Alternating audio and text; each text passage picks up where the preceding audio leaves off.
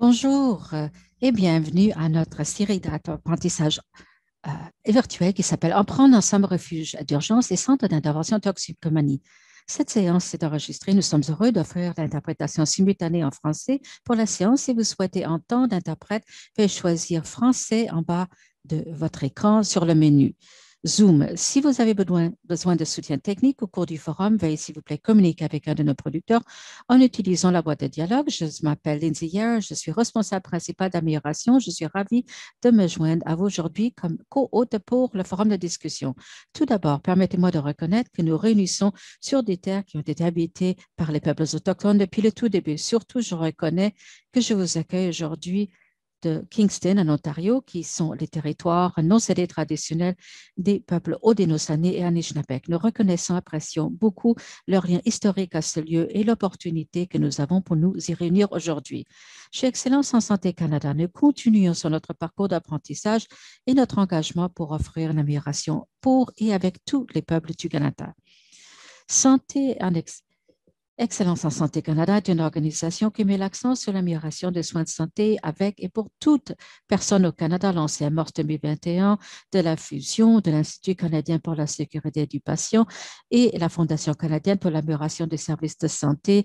Donc, nous avons une plus grande capacité pour soutenir les partenaires visant à améliorer des innovations privées et également apporter des améliorations en matière de sécurité du patient dans toutes les dimensions de la santé.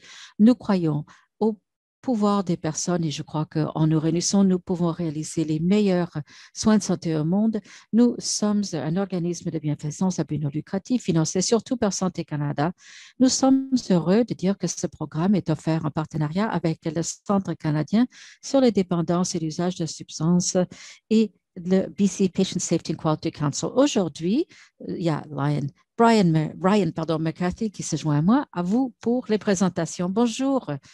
Je m'appelle Ryan McCarthy, je suis le directeur mobilisation sur les centres de toxicomanie au Canada. Je suis ravie d'être là. J'aimerais prendre un petit moment pour présenter les conférenciers. Nous avons donc Claudia Lucic, Jeff Carabana du la clinique communautaire de travail social Université Dalhousie, Eric Johnson du Navigator Street Outreach Program. Je passerai le micro virtuel à nos conférenciers. Je vous demande, s'il vous plaît, de présenter. Veuillez activer vos caméras, s'il vous plaît. Tout d'abord, passe la parole à Nicolia. Merci, Brian. Je suis Nicolia Lukic. Je suis une des éthiciennes au centre de Champlain pour l'éthique en santé. Nous sommes à l'hôpital d'Ottawa. Nous offrons des services d'éthique à tous nos patients dans la région de l'Ontario, donc les résidences de soins de longue durée, également des centres de toxicomanie. Merci, Eric, à vous. Bonjour, je m'appelle Eric Johnson. Je suis navigateur de rue pour le programme Outreach ici à Halifax. Je travaille avec les personnes sur le terrain, qu'il s'agisse des encampements ou là où ils dorment. J'essaie de les aider dans leur vie quotidienne. Je parle à beaucoup de personnes tous les jours et j'ai un bon aperçu de ce qui se produit en matière de santé chez ces personnes. Jeff, bienvenue à tous. C'est un honneur pour moi d'être là avec vous. Je suis Jeff Carabana, je suis professeur à l'Université Dalhousie, un des cofondateurs de notre programme des refuges d'hiver que nous avons lancé en Nouvelle-Écosse et je suis également un des directeurs de la clinique de travail social de Dalhousie. Merci beaucoup et là-dessus, je vous passe la parole à nos conférenciers. Le webinaire d'aujourd'hui met l'accent sur certaines des problématiques éthiques qui sont relatives à la vaccination de la COVID. Et je reconnais qu'il y a beaucoup de questions éthiques qui ont été soulevées relativement au vaccin. Nous en avons cerné quelques questions. Nous aurons le temps pour une période de questions et réponses à la fin de notre webinaire. Donc, nous laissons tout d'abord passer en revue nos diapos et je vous invite à poser des questions à la fin. Les objectifs de la séance aujourd'hui, c'est que tout d'abord, nous allons décrire la prise de décision en période de pandémie et nous allons tenter de trouver l'équilibre entre les principes éthiques ensemble nous avons dû surmonter. Nous avons également envisagé l'utilisation d'un cadre de prise de décision. C'est rapide, c'est à titre de référence. Et ensuite, nous allons explorer des exemples de différents points d'éthique qui se présentent au cours du processus de vaccination. À la fin, comme je l'ai indiqué, nous allons parler des autres problématiques et voir quelles sont des solutions que nous pourrons mettre en œuvre pour permettre une plus grande adhésion au vaccin. Donc, au cours de la pandémie, du point de vue, la prise de décision, du point de vue éthique a dû changer. Avant la pandémie, le système de santé au Canada, et évidemment les cadres éthiques, mettaient beaucoup l'accent sur l'autonomie du patient. Nous avons tous le droit de prendre nos propres décisions. Nous encourageons les personnes à choisir en fonction de leurs propres croyances, des valeurs, plutôt que donc de prendre ce que nous disent les autorités sanitaires. Et bien que la loi le reflétait en Ontario, nous avons la loi sur la santé qui indique aux prestataires de santé que leurs patients et les preneurs de décision dans certains cas, devraient suivre leurs propres valeurs et croyances. Et comme prestataires, nous devons euh, donc respecter leurs choix même s'il y a des accords. Mais lorsqu'il y a une pandémie, nous avons changé un petit peu. Il a fallu penser au bien dans son ensemble. Nous le faisons dans une certaine mesure en santé publique, mais comme système de santé, nous avons dû prendre un virage. Donc, il y avait des choses telles que les EPI qui étaient distribués, il y avait des pénuries en milieu hospitalier, il fallait également penser aux lits dans les soins, des unités de soins intensifs et les ventilateurs, et également il fallait maintenant réfléchir à nouveau au personnel, comment les garder en sécurité et pour les empêcher de contracter la maladie. Il fallait également aplatir la courbe, pardon. Donc, il y a eu des mesures sanitaires qui avaient été déployées pour réduire les taux d'infection. Et finalement, nous y sommes encore. Nous voulons sauver le plus de vies possible. On a plus mis l'accent sur la façon dont nous pouvons réaliser cet objectif ensemble plutôt que de mettre l'accent sur une seule personne. Je m'excuse pour vraiment cette diapo où il y a beaucoup d'informations. Ceci montre le virage. À gauche, vous voyez que la façon dont nous avons équilibré l'approche utilitariste. Donc, ceci, encore une fois, met l'accent sur l'action qui permet de réaliser le bien pour le plus grand nombre de personnes. C'est vraiment la pensée de l'utilitarisme. Et un changement à gauche, maintenant, on a vu le début du principilisme et en grande partie, nos soins de santé donc, sont axés sur ce qu'on appelle le principilisme, c'est-à-dire on met l'accent sur l'autonomie et les soins centrés sur le patient.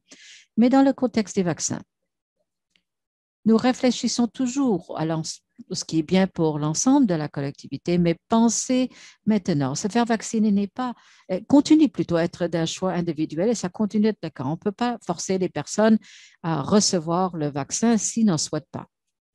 Donc, dans le but de faire la promotion de cette autonomie, il a fallu faire donc un peu de recul, voir comment donc, on va réduire les obstacles auprès des personnes. Certainement, il y a des obstacles qui empêchent les personnes de se faire vacciner. Est-ce que la personne peut se rendre à une clinique? La personne comprend les informations relativement au vaccin? Et encore une fois, finalement, c'est une décision individuelle et on ne peut pas dire que il faut toujours souligner le fait que lorsqu'on se fait vacciner, on aide toute la communauté. Mais finalement, c'est une décision individuelle. Mais voilà donc quelques principes de base. Ce sont des principes éthiques en contexte de pandémie. Je ne m'éterniserai pas sur les questions, mais lorsqu'on doit prendre des décisions difficiles, surtout dans le cadre d'une pandémie, voilà les principes dont on devrait peut-être tenir compte qui permettent de justifier nos choix. Tout d'abord, il y a la bienfaisance, qui essentiellement veut dire qu'il faut assurer le bien et nous voulons assurer des soins sûrs et efficaces de la plus grande qualité dans les limites imposées par les ressources ou par d'autres contraintes. Il y a la solidarité.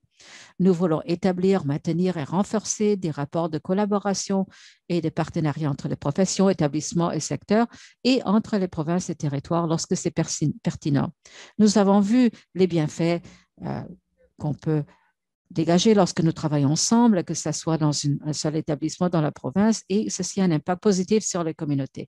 Il y a le principe de la réciprocité, soutenir les professionnels de la santé qui sont ou qui pourraient être exposés à la COVID-19 et ensuite atténuer les méfaits potentiels, mais nous reconnaissons donc le travail fait par notre personnel de première ligne, nous voulons assurer la sécurité.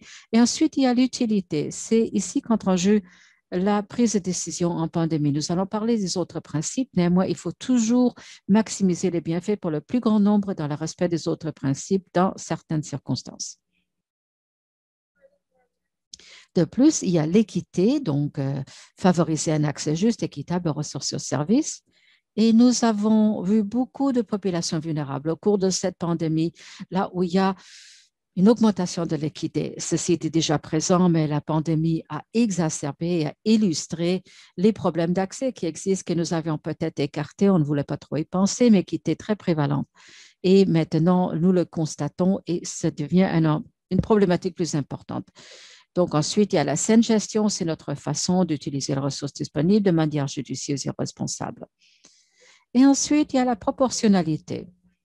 C'est moins une question de vaccin, mais également, il faut voir si notre façon d'intervenir pour empêcher les effets négatifs et en fait cause des problèmes, s'il y a peu de risques. Et maintenant, nous avons une réponse très restrictive en matière sanitaire, ce n'est pas proportionné en fonction du risque réel qui existe. Peut-être nous causons de tort. Donc, à la gestion, nous devons voir si oui ou non ce que nous faisons est proportionnel au risque existant.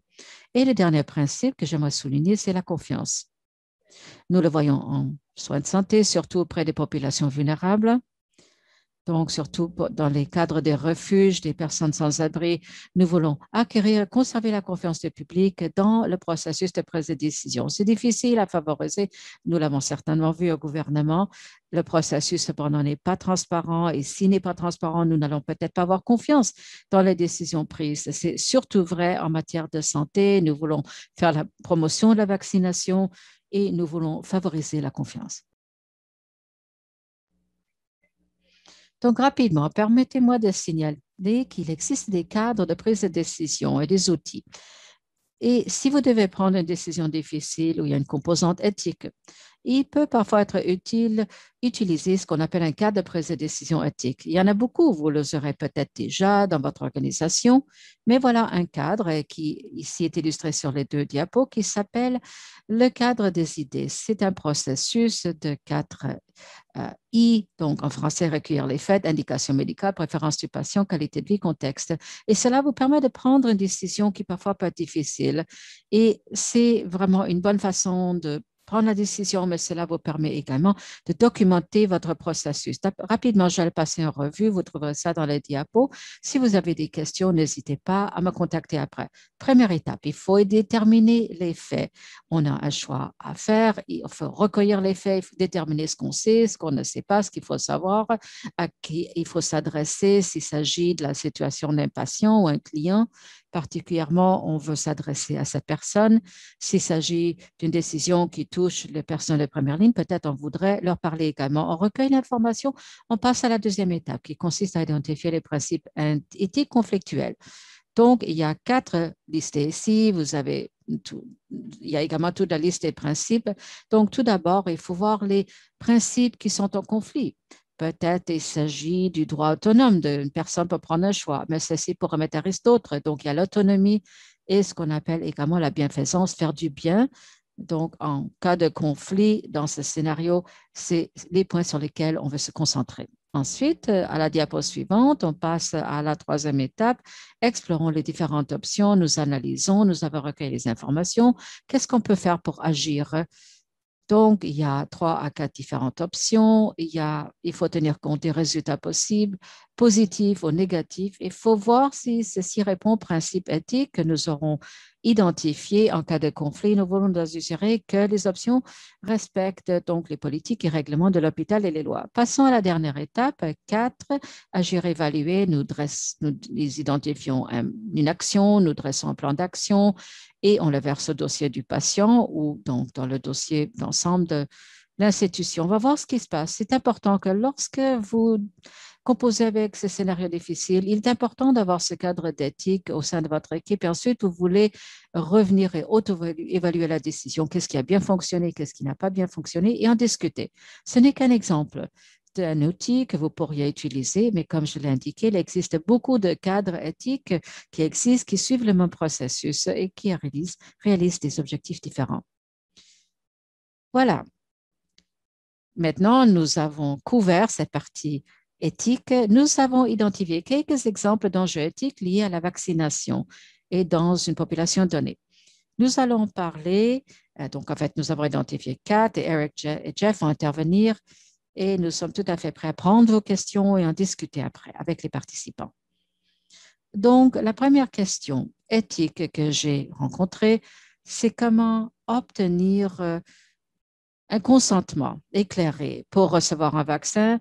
Tout le monde doit signer un formulaire de consentement. Nous devons donc convenir les effets secondaires possibles. Et lorsqu'on pense à l'autonomie, comment est-ce que nous exerçons notre autonomie en santé? Nous pouvons offrir ce consentement ou non. Si nous ne voulons pas nous soumettre à un acte, et nous devons nous assurer que tout ce que nous faisons est juste.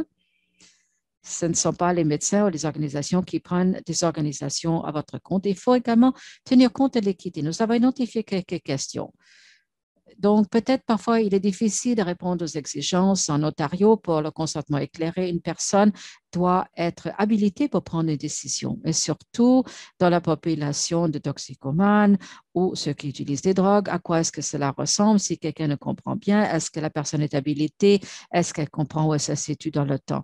Et comment il faut évaluer la capacité comme médecin en hôpital, vous avez l'autorité de le faire, mais est-ce qu'il s'agit d'une infirmière? Est-ce que c'est un membre du personnel de première ligne qui connaît le patient, le client?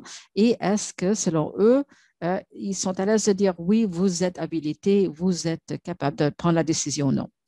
Et dans un cas où quelqu'un n'est peut-être pas apte à comprendre ou à réaliser en quoi consiste un vaccin, faut-il donc inclure un mandataire spécial? Et si jamais, qu'est-ce qui arrive si ce n'est pas possible? Je parlerai pour l'Ontario et je me tourne à mes autres conférenciers pour parler de leur groupe. Il est parfois difficile de faire appel à un mandataire spécial. Et également, il y a la possibilité d'avoir un fiduciaire, donc du public. Peut-être la personne n'est pas à l'aise de prendre une décision qui n'est pas urgente. Donc, ça peut être épineux. Et ensuite, pensons à l'information. Est-ce que la personne a été bien informée? Est-ce qu'il y a la bonne information? Est-ce qu'il y a la désinformation qui a circulé? Nous savons tous qu'il y a beaucoup d'informations là. Les gens se parlent et on partage les expériences. Il y a des gens qui pensent qui adhèrent aux théories du complot. Donc, il faut être sûr que les personnes ont en main les bonnes informations. Ensuite, il y a le refus éclairé. Comme je l'ai indiqué, le consentement, oui, on peut consentir, mais on peut refuser également. Nous avons tous nos propres raisons pour refuser, mais est-ce qu'on devrait s'interroger sur ceci dans le cadre d'un vaccin? Est-ce qu'on devrait demander pourquoi la personne refuse le vaccin? Est-ce qu'on devrait demander pourquoi? Est-ce que vous comprenez ou est-ce que quelqu'un refuse tout court le vaccin? Donc, il faut savoir jusqu'où on peut aller. Et ensuite, il y a le consentement versus assentiment. Si on pose des questions à ceux qui refusent, est-ce qu'on interroge les personnes qui arrivent, qui s'assoient, qui disent allez-y, donnez-moi le vaccin, mais peut-être elles ne sont pas au courant. Elles n'offrent peut-être pas le consentement, mais elles sont là et elles disent d'accord, donnez-moi le vaccin. Et est-ce qu'ensuite il faut leur poser des questions également ou est-ce qu'on veut le voir plutôt du point de vue du fait que oui, ils se font vacciner, donc tout va bien et ça suffit. Donc, Jeff, Eric, peut-être vous aimeriez intervenir à ce stade-ci. Vous pourriez peut-être ajouter quelque chose à cette problématique en particulier. Oui, écoutez, c'est très pertinent parce que c'est quelque chose que je vois régulièrement. J'y pense presque tous les jours. Parce que même pour faire en sorte que les personnes vont signer un formulaire de consentement, parce que normalement, elles ne peuvent pas consentir si elles prennent des substances ou si elles ont des problèmes de santé mentale. Et ça les met dans un état qui ne leur permet pas de compter sur toutes les habiletés que nous avons lorsque nous ne sommes pas dans cet état. Donc, il y a cependant des personnes aux premières lignes, nos collègues qui connaissent bien ces membres de la population et nous avons des personnes qui peuvent soit soutenir ou donc prodiguer des soins à ces personnes. C'est sûr qu'il ne faut pas prendre des décisions pour d'autres dans un vide. Et il faut parler aux collègues, il faut recueillir les avis de vos collègues également sur la question parce que vous connaissez peut-être une personne, mais les collègues, vous connaissez peut-être d'autres. C'est vraiment un point très important de discussion, mais il n'y a vraiment pas une solution passe-partout. C'est vraiment une question de cas par cas. Et c'est très subjectif. Oui, absolument. Oui, bonjour. Ce sont des questions éthiques de taille et c'est pour ceci correspond tout à fait aux défis éthiques qui se posent à nous dans un scénario extrêmement compliqué. Et je crois que vous avez souligné vraiment des éléments très clés. Et des secteurs de la communauté tels que le refuge, des centres d'accueil, ce qu'ils pourraient faire, c'est un peu comme ce qu'a noté Eric, c'est-à-dire obtenir un maximum d'informations et se familiariser le plus possible avec la population et également bénéficier de leur confiance. Donc, être en mesure de bien comprendre la personne pour que vous puissiez, dans la mesure du possible, leur communiquer des informations pertinentes et avoir un lieu de discussion et réserver un lieu pour un contre-argument également. Car chez nous, à la clinique, nous sommes en voie de devenir un lieu où les gens nous appellent et demandent notre avis sur une question, ils nous demandent ce qu'ils devraient faire. Et j'appartiens à un groupe qui a fait une étude de recherche dans le cadre du Conseil de recherche de la science en matière de COVID. Nous avons donc fait cette étude et nous avons fait des entrevues avec des personnes sans abri en milieu de l'hiver. Alors, à ce moment-là, on ne comprenait pas très bien encore comment allait se déployer le vaccin. Mais la grande majorité de ces personnes, il y avait environ 56-60 personnes auxquelles nous sommes adressés, la grande majorité de ces personnes avaient noté qu'en fait, elles disposaient peu d'informations. Ils ne comprenaient pas ce qui se produisait. Et c'est ça le point de départ. Et ça ne s'applique pas seulement aux itinérants, ça s'applique à tous. Et il faut partager des informations clés sur la santé. Également, procéder par un moyen particulier où on a l'opportunité d'augmenter la confiance. Je sais que nous en avons déjà parlé un petit peu, mais avoir des personnes présentes auxquelles font face les personnes dans cette population particulière. Et encore une fois, il y a là des personnes qui sont un petit peu des chefs communautaires dans la population des itinérants et qui peuvent également donc fonctionner dans cette dynamique. Oui, excellent point. Et justement, ça en dit long sur la question d'être informé. Et encore une fois, il y a la question juridique, éthique. Donc, à l'échelle juridique, nous avons besoin de ces formulaires de consentement, certainement. Mais à l'échelle éthique, si un membre à travers des premières lignes peut dire non, non, la capacité de cette personne est telle et telle, et nous sommes à l'aise avec ça, c'est très différent par rapport à une personne autonome qui veut tout simplement cocher les cases. C'est très différent. Donc, pour revenir sur ce qu'ont dit Eric et Jeff, c'est tout à fait subjectif et il faut vraiment se fier sur le personnel de première ligne. Passons maintenant à la diapo suivante, la prochaine question d'éthique qui est reliée. Pour ce qui est de l'incertitude quant à la deuxième dose, donc soit le Moderna, AstraZeneca, là, il faut avoir 2 doses, donc à un certain intervalle. Du point de vue éthique, donc on pense à la bienfaisance, on veut offrir meilleur le mieux possible. C'est toujours une question d'autonomie pour offrir des choix aux gens et c'est une question d'utilité, donc à savoir est-ce que nos ressources vont bénéficier à un maximum de personnes. Donc, le problème avec cette population, c'est que c'est une population fort mobile. Ils ne se trouvent pas toujours au même endroit, ils n'ont pas de résidence permanente où ils se trouvent toujours, on peut toujours les trouver et ils ne reviennent pas toujours. Donc, il y a le risque que peut-être ils ne sont pas disponibles ou joignables pour la deuxième dose du vaccin ou ils ne se rappellent pas de revenir pour se faire vacciner la deuxième fois. Donc, j'en ai parlé avec certains de nos partenaires de refuge, c'est de savoir si oui ou non une seule dose suffit. Nous savons que ceci vous confère un certain niveau de protection, mais réellement, est-ce que nous devrions faire beaucoup d'efforts pour localiser ces personnes et pour essayer de convaincre les personnes de se faire vacciner pour la deuxième dose? De mon point de vue, je crois que la question est moins compliquée. Si une personne a déjà reçu une première dose, ça offre un certain niveau de protection. Mais il faut savoir jusqu'où on va aller pour amener les gens à recevoir la deuxième dose. Et également, nous savons que la deuxième dose chez Pfizer, je peux parler à mon propre nom, parfois donne lieu à des symptômes comme la fièvre, des douleurs musculaires, etc. Et c'est ce que connaissent les personnes tous les jours, mais on peut s'y attendre avec une deuxième dose. Et est-ce que nous avons suffisamment de ressources disponibles pour les toxicomanes ou les clients des refuges pour leur permettre de composer avec les symptômes? Et est-ce que ça va toucher ensuite le souhait de quelqu'un de se faire vacciner une deuxième fois parce qu'il faut les avertir qu'ils vont se sentir malades après? Alors, encore une diapo. Et j'aimerais voir si Jeff et Eric auraient quelque chose à dire sur ce que nous venons de dire. C'est peut-être parce qu'Halifax est une petite ville. Quant à ce que je sache, ce n'est pas vraiment un enjeu de taille parce que nous semblons avoir une bonne idée là où se situent les personnes.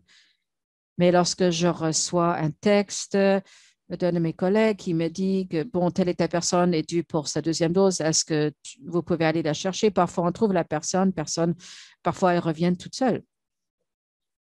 J'y consacre pas mal de temps, mais ce n'est pas une problématique énorme parce qu'Halifax n'est pas une très grande ville, donc il y a quelques centaines d'itinérants. Nous savons plus ou moins où ils se trouvent. Sans doute, nous en avons raté certaines, mais normalement, ce n'est pas très difficile. Alors, peut-être je vais voir si Jeff a quelque chose à dire. Oui, je ferai écho à Eric sur la question. Et comment je crois qu'il y a des façons créatrices qui nous permettent de rejoindre les personnes. Donc, il y a une étude dévoilée il y a quelques années qui portait sur les jeunes itinérants à Toronto et Halifax. C'est une nouvelle étude et qui dit qu'il faut vraiment rejoindre ces personnes une fois par mois. Vous savez, il y a des moyens d'y parvenir par le biais des programmes de contact, comme ce que fait Eric. Également, il faut demander aux personnes s'il y a une personne contact qu'on pourrait rejoindre si jamais on n'arrive pas à les localiser. Lorsqu'on les rencontre pour la première fois, on peut également avoir des affichages. Et comme Eric l'a dit, il est très important, très utile de savoir où sont les personnes. Il y a beaucoup de personnes qui ont des téléphones, donc on peut leur envoyer un rappel par texto ou par des applis. On a déjà connu une certaine réussite avec ça. Donc, encore une fois, pour ce qui est de ces questions, nous ne les avons pas vues dans une grande envergure encore. Donc, c'est normal de se sentir un peu terrible et lorsqu'on a un peu nausée après la deuxième dose. Mais lorsque vous êtes itinérant, vous n'êtes jamais en bonne santé. Donc, vraiment, la question éthique devrait se poser, c'est quoi l'itinérance? Je crois que, Nicolas, vous avez utilisé un certain cadre sur des caractéristiques clés qui permettre l'analyse de l'éthique pourrait également s'appliquer à un argument plus important sur l'éthique, à savoir pourquoi est-il qu'on permette aux personnes de vivre dans la rue. Vous savez, il y a le concept d'équité, de justice, de bienfaisance. Vraiment, s'imbrique profondément avec cette interrogation. Pourquoi est-il que nous ne pouvons pas offrir le logement comme droit de la personne? Et mon dernier point serait le suivant. Et là où nous constatons qu'il y a des problèmes éthiques, où ce n'est pas très clair, c'est pour ce qui est des personnes qui ont des effets de déclencheurs très approfondis. Donc, où toute injection va déclencher quelque chose chez eux. Et je ne sais pas trop comment on peut contourner ce problème. Oui, en effet. Et peut-être dans la discussion, si vous avez déjà vécu ceci, vous pourriez peut-être intervenir. En Ontario, et bien à Ottawa où je travaille, la population des itinérants est un peu plus importante. Ce qui était difficile, c'était cet intervalle de 4 mois entre les doses de vaccin. Ça, c'était pas mal de temps. Évidemment, il y a eu un raccourcissement depuis. Mais ça, c'est moins important. Je le reconnais pour revenir sur le point soulevé par Eric. Ce n'est pas la première question, mais ça a été soulevé. Je voulais en parler si jamais vous aimeriez y revenir dans notre discussion un peu plus tard. Passons maintenant donc à la troisième question éthique. Quel est l'incitatif du vaccin? La question est tout soulevée, à savoir comment est-ce qu'on pourrait donner des incitatifs ou est-ce qu'on devrait donner des incitatifs à cette personne pour se faire vacciner. Donc, évidemment, il y a un bienfait pour le personnel et le bien de la population. Et également, Il faut voir pourquoi on nous donne un incitatif, en quoi consiste-t-il. C'est peut-être une question d'autonomie. Est-ce que quelqu'un fait ses propres choix ou est-ce que c'est coercitif? Et c'est une question d'équité également. Donc, il faut savoir si oui ou non, on peut leur donner un incitatif, une récompense pour que quelqu'un accepte de se faire vacciner. À Ottawa, si vous êtes vacciné, donc vous avez 1 gramme de cannabis qui vous est donné gratuitement. Ce n'est pas énorme comme récompense, néanmoins, c'est une compensation.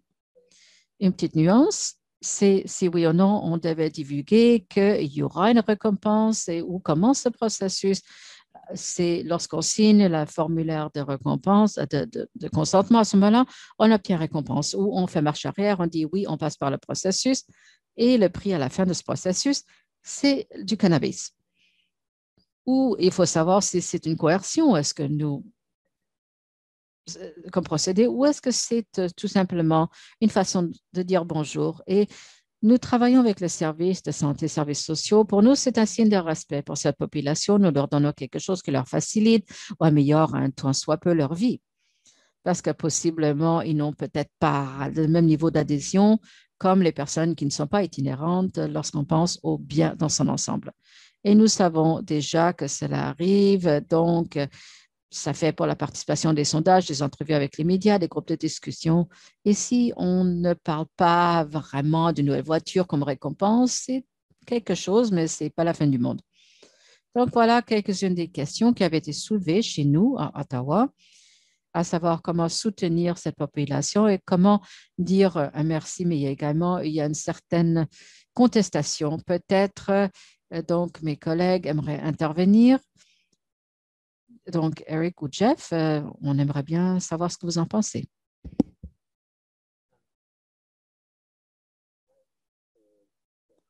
Pendant des décennies, je me bats avec l'éthique. Et lorsque je fais de la recherche sur différentes populations, sur la possibilité d'offrir des honoraires. Donc, du point de vue de la recherche, et ça se produit d'ailleurs tout le temps, et c'est une façon de remercier les personnes pour l'expertise, pour leur temps, tout comme si on allait donc impliquer toute personne sur leurs idées. On va leur demander de nous communiquer leurs idées. On va trouver un moyen de les remercier. Pour moi, ce n'est pas un enjeu de taille. On voit ça dans la société civile. Il y a des loteries, il y a des choses comme ça. Tout ceci permet de, d'encourager les personnes à se faire vacciner.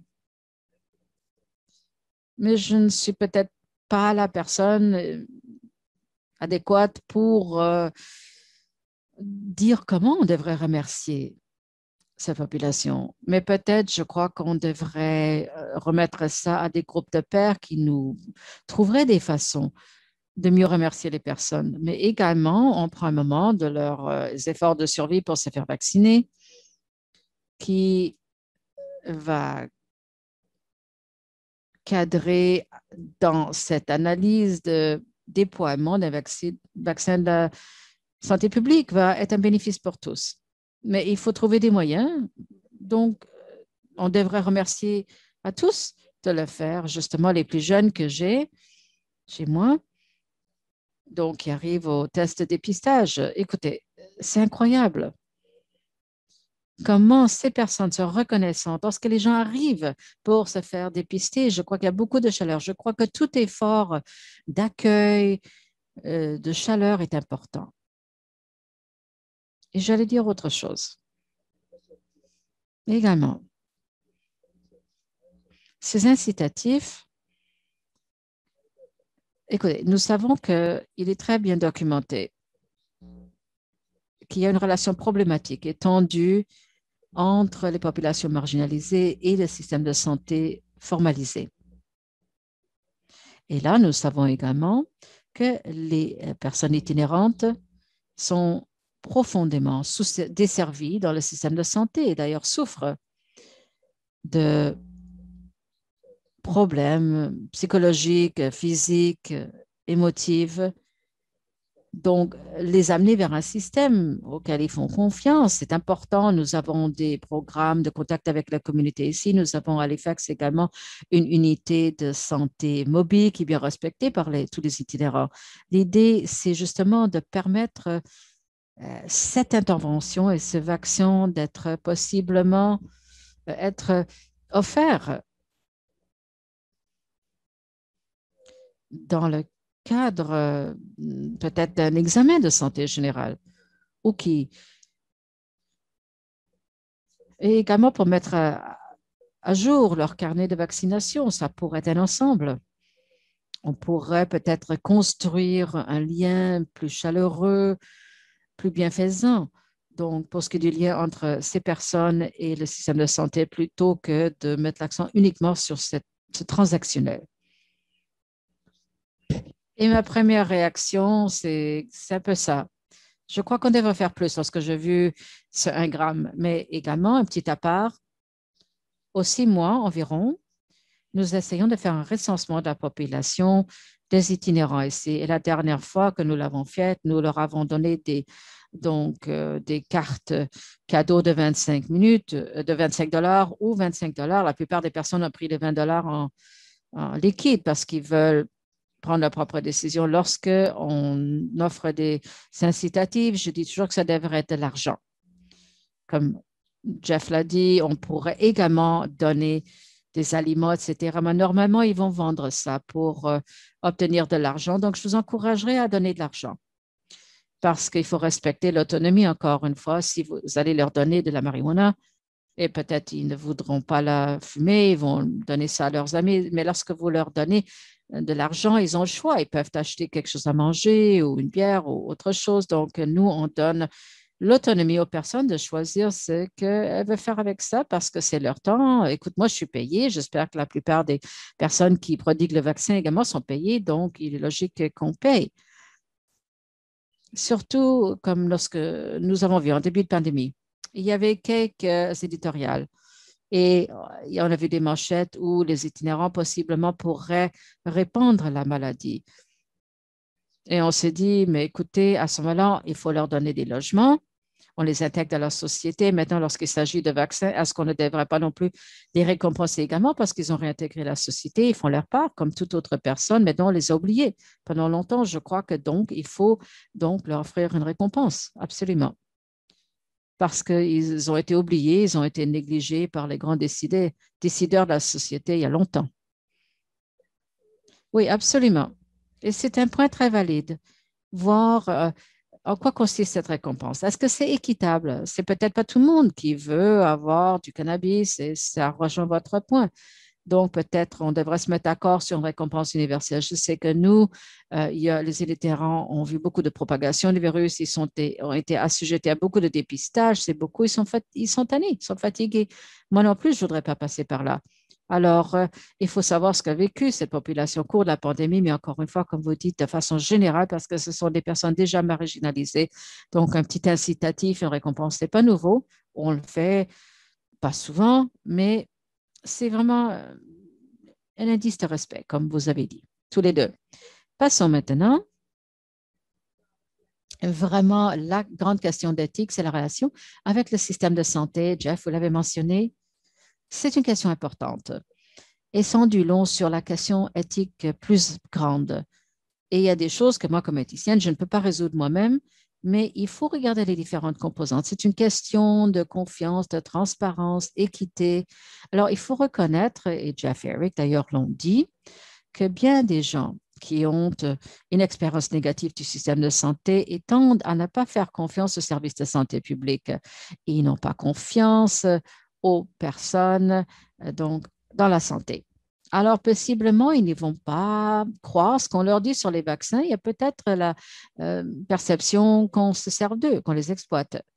Comment aborder ça, surtout pour ce qui est des vaccins, mais également reconnaître qu'il y a le problème plus grand, c'est-à-dire où ils ont une interaction négative avec le système de santé. Ça s'applique à nos patients, aux personnes, mais ça s'applique également au personnel. Nous avons vu que certains membres du personnel se méfient du vaccin, des unités de santé publique, si jamais il y avait eu une mauvaise expérience dans la pandémie, se méfient. Et comment est-ce que ceci transfère au client, au patient, si jamais il demande la question du membre du personnel, des premières lignes. Donc ça nécessite une réflexion.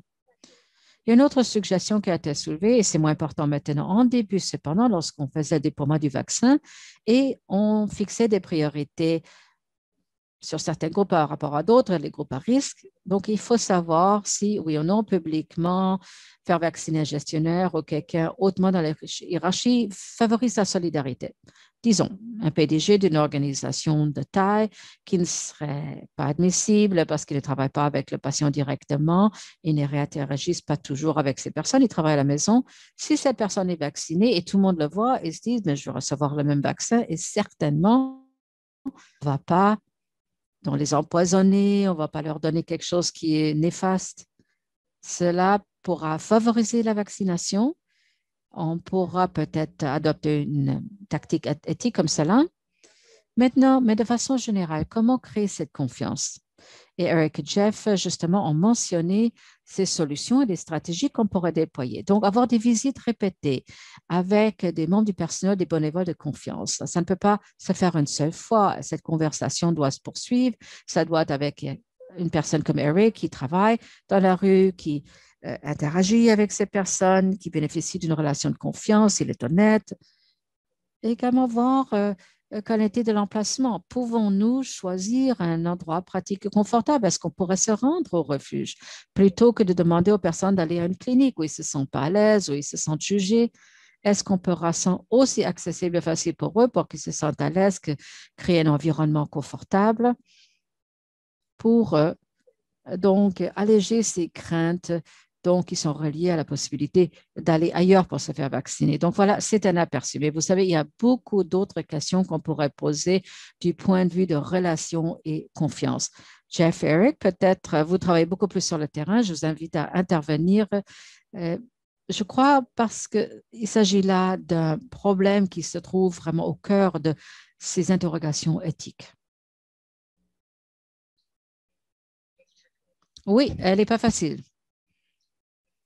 À Halifax, pour les prestataires de services aux itinérants, il y a une réunion, une date en avril où nous devrions tous nous faire vacciner. Mais j'étais à un refuge, je ne suis pas souvent, c'était dans la partie nord, ce n'est pas vraiment ma communauté. Et tout le monde passait en même temps. J'ai pensé aux gens, les gens disaient, on va avoir le vaccin la semaine prochaine, c'est génial, parce que tous les membres du personnel et clients allaient se faire vacciner. Donc, moi, je l'ai obtenu. Mais je me rendais et je parlais avec des gars que je connais sur la rue et je dis, je vais me faire vacciner. Et j'ai demandé s'ils voulaient venir. Et écoutez, j'ai réussi à les convaincre de se faire vacciner. Il y avait au moins une personne qui s'est fait vacciner, les autres étaient hésitantes un peu. Mais c'était vraiment une question de confiance personnelle. C'est parce qu'ils me connaissaient. Et je ne veux pas évidemment faire valoir mon ego trop, mais ça aide beaucoup lorsque vous connaissez les personnes. Et je me rappelais, j'avais déjà travaillé dans les refuges et la plupart des clients ne connaissaient pas du tout le directeur de refuge, le directeur du programme. Je ne sais pas si c'est utile ou non, parce que eux, ils sont vraiment éloignés de tout ça. Mais tout dépend de votre approche et si vous travaillez, oui ou non, directement avec vos clients. Ça pourrait être un formidable directeur qui est là, mais il ne consacre pas beaucoup de temps, 10 à 12 heures, à travailler aux personnes dans le refuge. C'est comme si le maire se faisait vacciner. Je ne pense pas que ça va encourager beaucoup d'itinérants à vacciner parce qu'honnêtement, ça ne les intéresse pas beaucoup. Oui, c'est tout à fait vrai. Donc, ça, c'était plutôt pour favoriser l'adhésion des membres du personnel. Mais ça pourrait être toute personne. Donc, s'il s'agit de vous et les itinérants qui vous connaissent et voient que vous allez vous faire vacciner, si vous convainquez peut-être une ou deux personnes, ils vont peut-être vous faire plus confiance encore. Oui, je crois que ça aide. Oui, absolument. Également, être en mesure tout simplement,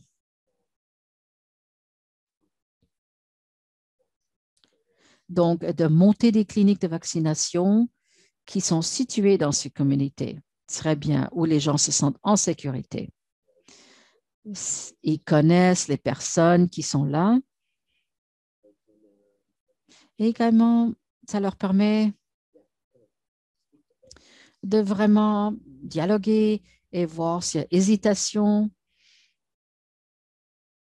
à se retrouver dans un monde qui leur est familier.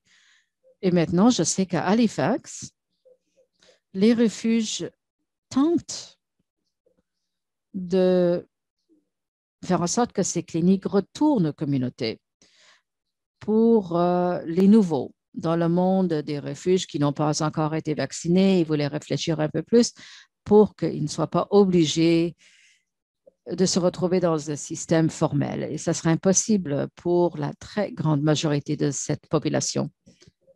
Alors, écoutez, je réfléchis un peu à voix haute. Il me semble que le côté bureaucratie, lorsque vous arrivez sur le site, vous savez, il y a des gens qui sont itinérants, qui ne veulent pas vous révéler leur véritable nom, leur âge véritable. Donc, il faut permettre aux gens d'utiliser leur nom de rue et leur permettre, et là, il s'agit surtout d'une vérité pour les plus jeunes. Je crois que ce serait important de leur donner cette possibilité.